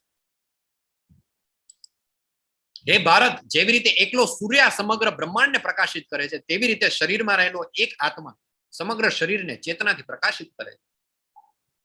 બહુ ઈઝી, સમજી શકાય એવું છે. અને જે મનુષ્યો જ્ઞાનના નેત્રોથી શરીર તથા શરીરના જ્ઞાતાની વચ્ચેના ભેદને જુએ છે અને ભૌતિક પ્રકૃતિના બંધનમાંથી મુક્ત થવાની પ્રક્રિયાને પણ જાણે છે, તે પરમ ધ્યેયની પ્રાપ્તિ કરે છે. પરમ ધ્યેયની પ્રાપ્તિ કોણ કરે છે? તો પરમ ધ્યેયની પ્રાપ્તિ માત્ર એને જ થાય છે કે જે જ્ઞાતા અને શરીર, જે પોતાના નેત્રોથી શરીર તથા શરીરના જ્ઞાતાની વચ્ચેના ભેદને જુએ છે. એને ખબર છે કે આ ક્ષેત્ર છે ને આ ક્ષેત્રનો જાણકાર, આ આત્મા છે ને આ પરમાત્મા છે, આ જ્ઞાન છે ને આ જ્ઞેય છે. એ જે જાણી લે છે એને પ્રકૃતિના બંધનમાંથી મુક્ત થવાની પ્રક્રિયા જાણી લે છે. અને પ્રકૃતિના બંધનમાંથી મુક્ત થવાની પ્રક્રિયા કઈ છે? એ પ્રક્રિયા છે કળિયુગની અંદર. In this Kali Yuga, the only means of deliverance is chanting the holy name of the Lord. There is no other way. There is no other way. There is no other way. Harer Naam, Harer Naam, Harer Naam eva kevalam. એના સિવાય કળિયુગની અંદર ભગવાનને પ્રાપ્ત કરવાનો બીજો કોઈ જ રસ્તો નથી, કોઈ જ રસ્તો નથી, કોઈ જ રસ્તો નથી. So with this we conclude chapter number 13. વાંચા કલ્પતરુભ્યશ્ચ કૃપા સિંધુભ્યેવ ચ પતિતાનામ પાવનેભ્યો વૈષ્ણવેભ્યો નમો નમઃ. अनंत कोटि वैष्णव वृंद की जय, श्रीला प्रभुपाद की जय, भगवद गीता की जय, सदगुरु देव की जय, श्रीमती राधा रानी की जय, श्री राधाष्टमी महोत्सव की जय. આજે થોડુંક સુપરફાસ્ટ એક્સપ્રેસ ફોર્મમાં આપણે 13મો અધ્યાય લીધો છે, કેમ કે બંને ક્લાસ કમ્બાઈન કરવાના હતા. ન સમજાય તો આવતીકાલે આપણે થોડુંક વધારે ડિટેલમાં આપણે 13મો અધ્યાય ફરીથી રિવાઇઝ કરીને પણ લેશું. ખૂબ જ આનંદ થયો કે તમે બધા રાધાષ્ટમીના પવિત્ર દિવસે આ ક્લાસમાં જોડાયા અને આપણે શ્રવણમ દ્વારા એમને જાણવાનો પ્રયત્ન કર્યો. તો બે હાથ ઊંચા કરીને વિડીયો ઓન કરીને ઊંડા શ્વાસે આજે આપણે પેલા એક મંત્ર બોલીશું. જે કૃષ્ણમાં મંત્ર બોલતા પહેલા કૃષ્ણ અને રાધાજીને પહેલા ચરણમાં બોલી એટલે બોલશું. હાથ ઊંચા કરીને તપ્ત કાંચન ગૌરાંગી શ્રી રાધે વૃંદાવનેશ્વરી વૃષભાનુસુતે દેવી પ્રણમામિ હરિપ્રિયે. હરે કૃષ્ણ હરે હરે હરે રામ હરે રામ હરે હરે Krishna. Thank you very much everybody. આભાર બધાનો. યસ, આજના પવિત્ર દિવસે ક્લાસમાં જોડાવા બદલ જે લોકોના વિડીયો ઓન છે મને સ્ક્રીન પર દેખાઈ રહ્યા છે: કમલેશ પંચોલીજી, ઉષાબેન, જયશ્રી કાપડિયાજી, અવિનાશજી, બિનિતા પટેલજી, હેમાક્ષી જાખરિયાજી, અનિલ ચાવડાજી, અમરીશ પટેલજી, લક્ષ્મીદાસ પટેલજી, મિનલ પરમારજી, યોગેન્દ્રસિંહ જાડેજાજી, બાપુશ્રી અમરસિંહજી, રજનીકાંતજી, નૈનાજી, અલ્પેશ રાજગુરુજી, જિજ્ઞાસાજી, વિજયાજી, રમાબેન, બાપુશ્રી અમરસિંહજી, ભૂપેન્દ્રભાઈ, સુધાજી, મહેશ કાપડિયાજી, અંકિતજી, શિવાનીજી અને એ સિવાય પણ જે લોકો વિડીયો ઓફ કરીને જોડાયેલા છે બીજી સ્ક્રીન ઉપર છે પિનાકિનજી. યસ, થેન્ક યુ, ખૂબ ખૂબ આભાર જોડાવા માટે. કોઈ ક્વેશ્ચન્સ હોય, ક્વેરીઝ હોય, રાધાષ્ટમી વિશે કોઈ સ્પેશિયલ ચર્ચા કરવાની હોય, ચેટ બોક્સમાં કોઈ પ્રશ્ન હોય તો આપણે લેશું. અધરવાઇઝ આવતીકાલે સાંજે આપણે મળીશું રેગ્યુલર ટાઈમે 7:30 વાગે શ્લોકા પઠન થશે. 8:05 ઓછી ભેગા મળીને માળા કરીશું. 8 વાગ્યાથી આપણો ક્લાસ શરૂ થશે. તો પહેલા આપણે ચેક કરશું ચેટ બોક્સમાં કંઈ હોય તો. બાકી કોઈને ક્વેશ્ચન હોય તો હેન્ડ રેઝ કરી શકે છે, તો પૂછી શકે છે. યસ,